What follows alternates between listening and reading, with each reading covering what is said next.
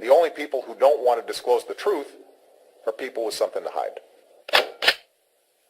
My guest, of course, is Mike Zullo, the lead investigator of the cold case posse, Sheriff Joe Arpaio, Maricopa County Obama fraud case.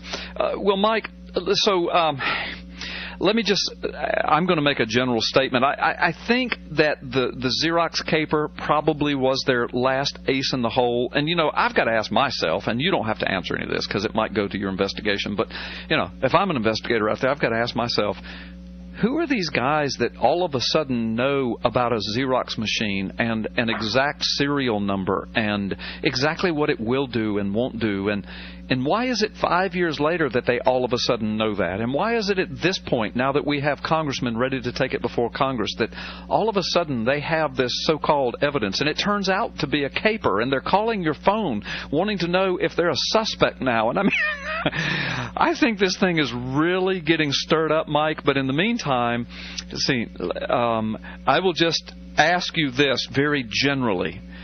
Apparently, from everything else you're finding out, and it's a lot, the birth certificate thing, which is huge, is kind of the tip of the iceberg. Apparently, this thing gets really dark and really deep, and your investigation is leading to some stunning connections to people, places, events, and things across this land. Can you speak to any of that? You know, Carl, I really can't speak to it to any length, but you're not off in what you're saying. Like I said earlier, if you think that Sheriff Arpaio just has me looking at the birth certificate on the computer screen every day.